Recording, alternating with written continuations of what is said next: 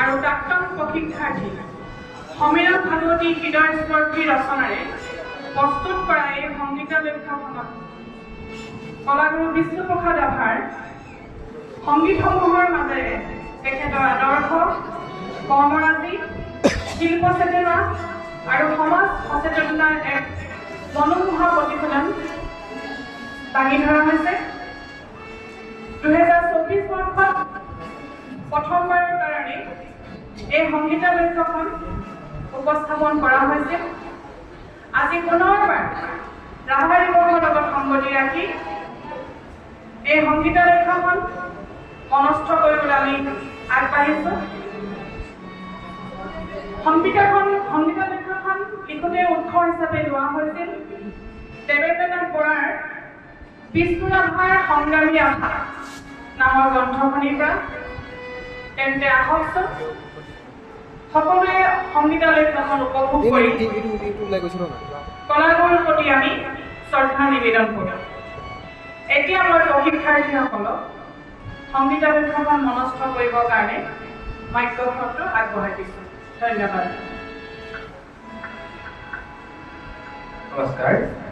আমি আৰম্ভ কৰিব লৈছোঁ সংগীতালয়খন পুৰৰে দেউলৰে। অসমৰ থলুৱা গীততে বিষ্ণুপ্ৰসাদ ৰাভাক অতিকৈ আকৰ্ষণ কৰিছিল। অভিজাত পৰিয়ালত জন্মগ্ৰহণ কৰিও আজীৱন সাধাৰণ মানুহৰ দুখ দুৰ্দশাক অন্তৰৰ পৰা উপলব্ধি কৰা ৰাভাদেৱে শোষিত, বঞ্চিত, নিষ্পেষিতসকলৰ কল্যাণৰ কথা অহৰহ চিন্তা কৰিছিল। তেখেত জনজাতি বাতাবৰণৰ মাজত লালিত পালিত হৈছিল যদিও শংকৰী কৃষ্টি সংস্কৃতিৰ প্ৰতি গভীৰভাৱে অনুৰক্ত আছিল। তেখেতৰ গীত মাতৰ কথা আছিল অসমৰ থলুৱা পানীৰ ৰহণীয়া সুৰৰ পৰশত উজ্জীৱিত মানুহৰ মুকুতিৰ মহামন্ত্ৰ। গীতৰ মাজেৰে সুন্দৰক আৰাধনা কৰা গণশিল্পীজনে মানুহক সুন্দৰৰ পূজাৰী হিচাপে কল্পনা কৰি শংখ ঘণ্টা বজাই সুন্দৰক যাচিছিল এপাহি নিৰ্মল ভক্তিৰ পুষ্পাঞ্জলি।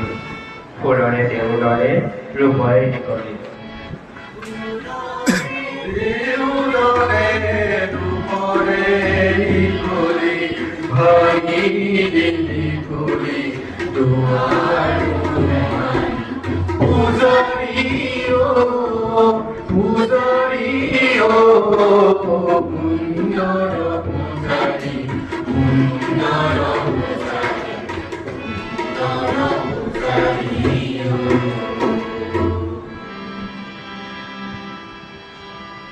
পূৰ্বৰ সূৰ্যঠাৰে ৰূপহী অসমৰ বায়ু, পানী, মাটিৰ সংস্পৰ্শত ডাঙৰ হোৱাৰ ৰাভাদেৱে অসম মাতৃক পৰাধীন ভাল পাইছিল। চুকাফা স্বৰ্গদেৱে প্ৰতিষ্ঠা কৰা এয়া মোৰ অসম। অসমৰ পাহাৰে ভৈয়ামে, উজনিয়ে নামনিয়ে, উত্তৰে দক্ষিণে, পূৰ্বে পশ্চিমে সিঁচৰিত হৈ আছে নানা জাতি, উপজাতি, ধৰ্ম, ভাষা ভাষীৰ লোক। সকলোৱে মনে প্ৰাণে অসমক মাতৃভূমি বা পিতৃভূমি বুলি হৃদয়ে গ্ৰহণ কৰিছে। এনে ভাষিক, সাংস্কৃতিক আৰু সামাজিক বিবিধতাই যেন অসমক কৰি তুলিছে জাকত জিলিকা এখনি নন্দন কানন। বৈচিত্ৰতাই ছটিয়াই দিছে শান্তি আৰু সমৃদ্ধিৰ মন মতলীয়া কৰা সুবাস। অসমত বাস কৰা সকলোৱে অসমৰ উন্নতিৰ হকে দেহে কেহে পৰিশ্ৰম কৰি পুনৰ অসম গঢ়িবলৈ অহোপুৰুষাৰ্থ কৰে। সেই সকলোৰে প্ৰতি সন্মান জনাই তেখেতে ৰচনা কৰিলে এই বিখ্যাত গীতটি নিচলা আইৰে আমি খাটি অসমীয়া।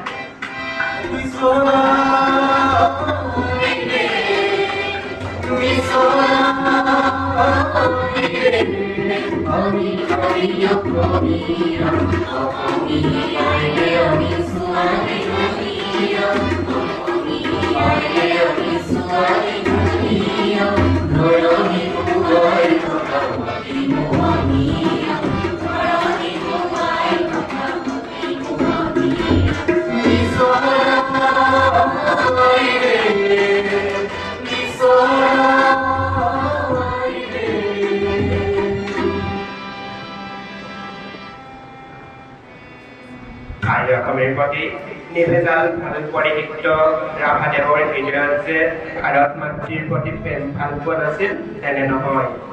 মহাত্মা গান্ধী, জৱাহৰলাল নেহৰুৰ দৰে মহান স্বাধীনতা সংগ্ৰামীসকলেও কৈ গৈছে যে জাতীয়তাবাদ নোহোৱাকৈ আন্তঃজাতীয়তাবাদ হোৱাটো অসম্ভৱ। ৰাভাদেৱে গীতৰ মাজেদি ভাৰতবৰ্ষৰ লগত অসমৰ ঘনিষ্ঠ সম্পৰ্ক স্থাপন কৰাৰ চেষ্টা অব্যাহত ৰাখিছিল।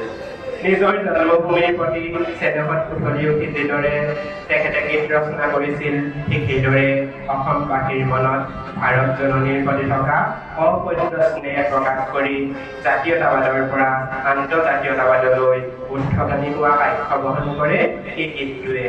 বিশ্বৰ চন্দে চন্দে মহানন্দে।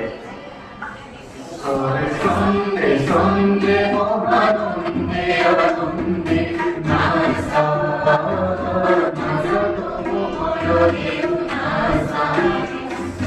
Sunday, Sunday, Maharande, Arunde, Nasa, Nasa, Tomu, Goro, Dev, Nasa.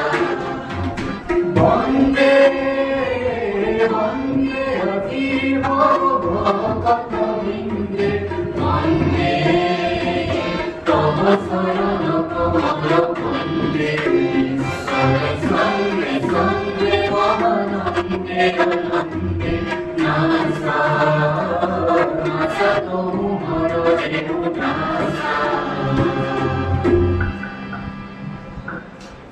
প্ৰেম সৃষ্টিৰ উৎস। এই প্ৰেমে মানুহৰ পঞ্জীভূত হৈ থকা সুকোমল অনুভৱবোৰক ৰূপ প্ৰদান কৰে। চাৰিওফালৰ পৃথিৱীখনক নতুনকৈ আৱিষ্কাৰ কৰাৰ বাবে নৈপুণ্য প্ৰদান কৰে প্ৰেমে।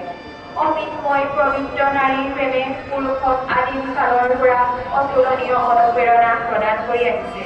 সামাজিক কামত অসমৰ অৰঙে দৰঙে ফুৰি ফুৰিবলগীয়া হোৱাৰ বাবে ৰাভাদেৱৰ হাতত সময়ৰ নাটনি আছিল।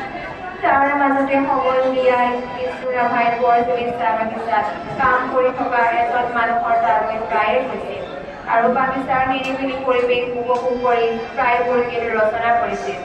তেনেদৰেই সৃষ্টি হ'ল এটি বিখ্যাত গীত মোৰ কবিতাৰ ছন্দ লাগি স্পন্দনটোৰ জাগিলে। মোৰ কবিতাৰ ছন্দ লাগি স্পন্দনটোৰ জাগিলে, স্পন্দনটোৰ জাগিলে, কথা বিকাই বন্ধনী সোণৰ সপোন ভাগিলে, ভাগিলে, ভাগিলে, তোৰ সোণৰ সপোন ভাগিলে, তোৰ সোণৰ সপোন ভাগিলে।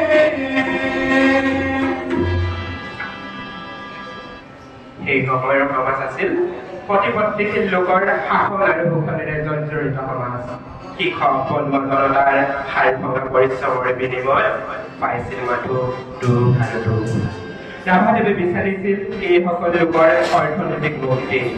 খাটি খোৱা নিৰীহ জনতাৰ বিদায় বিপত্তি দেখি বিষ্ণু ৰাভাই অনুভৱ কৰিছিল যে ভাগ্যৰখীয়াই লাখত প্ৰেম ওলাই বহি থকাতকৈ নিৰ্ভয় মনে বুকু পিন্ধাই ওলাই আহি প্ৰিয়ৰ দৰে শোষকসকলৰ বিৰুদ্ধে যদি প্ৰয়োজন হলে মৃত্যুবৰণ কৰাইছিল।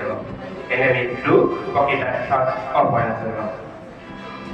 জনগণক সজাগ কৰি ধনৰাজ গুচাই গণৰাজ প্ৰতিষ্ঠা কৰিবলৈ ৰাভাই বাছি লৈছিল সংগীতৰ পথ। তেওঁ এই সংগীতৰ যাত্ৰাত অনেক জনসহযোগী হ'বলৈ আগবাঢ়ি আহিল। এই তেখেতে নিষ্পেষিত শোষিত জনগণক সাহস দিবৰ বাবেই ৰচনা কৰিলে বল বল বল কৃষক ভক্তি গণ। বল বল বল বল কৃষক ভক্তি গণ, ও বলুৱা বমনীয়া অঞ্জলি গাব। বল বল বল বল কৃষক ভক্তি গণ, ও বলুৱা বমনীয়া অঞ্জলি গাব। চাচা চাচা মধুৰ সুৱান, চাচা চাচা মধুৰ সুৱান, নিৰ্যাতিত নিপীড়িত কৃষক ভক্তিমান, নিৰ্যাতিত নিপীড়িত কৃষক ভক্তিমান। তোৰ বহুতে আছে দুখাই ভক্তিমান, ৰণৰ হিঙালতে বুঢ়য়া পাৰি যাব, আগবাঢ়ি যাব, আগবাঢ়ি যাব, বনোৱা বমনীয়া আগবাঢ়ি যাব। বল বল বল বল কিন্তু বাস্তৱ যে কি নিব মানুহে এভাগে নিয়তিয়ে ভাবি থৈ আনি থাকে প্ৰেমত যে কেৱল মালনেই থাকে এনে নহয় প্ৰেম সংঘাতেই ভৰা যিগৰাকী গাভৰুৰ প্ৰেৰণাত ৰাভাদেৱে মোৰ কবিতাৰ ছন্দৰাগী নামৰ ইমান এটি সুন্দৰ গীত ৰচনা কৰিছিল সেই গাভৰুৰ লগত তেখেতৰ প্ৰেমৰ সম্পৰ্কই পূৰ্ণতা নহয় কাৰণ আছিল সেই যুগত সমাজত প্ৰচলিত জাতিভেদ প্ৰথা কেৱল মাত্ৰ জাতিগত পাৰ্থক্যই দুয়োৰে মাজত থকা প্ৰেমৰ মাজত বাধাৰ প্ৰাচীৰ হৈ থিয় দিছিল সমাজৰ বাধাবাদী ৰাভাদেৱে ভাল পোৱা ছোৱালীজনীৰ কাৰণে দৰা পৰ্যন্ত মনস্থ কৰি দিছিল বিবাহৰ দিনা বেদনাহত ৰাভাই মনৰ দুখ প্ৰকাশ কৰি লিখিলে ল'ব নকৰিব তেওঁ যে পোৱা নাছিল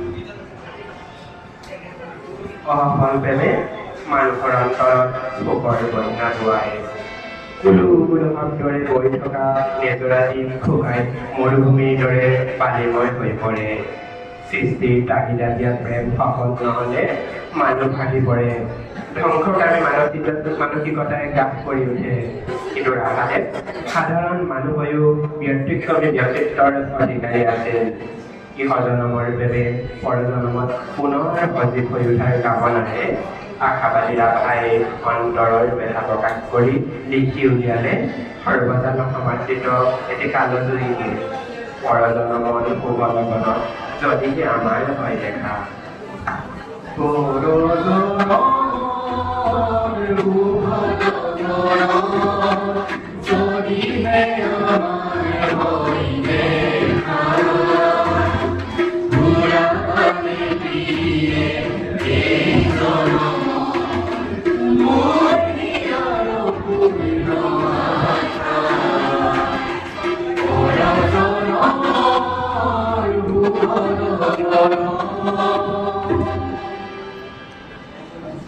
গোটেই অসমজনী সমাজ সংস্কাৰৰ কামত অহনিকে ঘূৰি ফুৰা ৰাভাদেৱৰ জীৱন আছিল গোলাপৰ কাঁইটেৰে ভৰা য'ত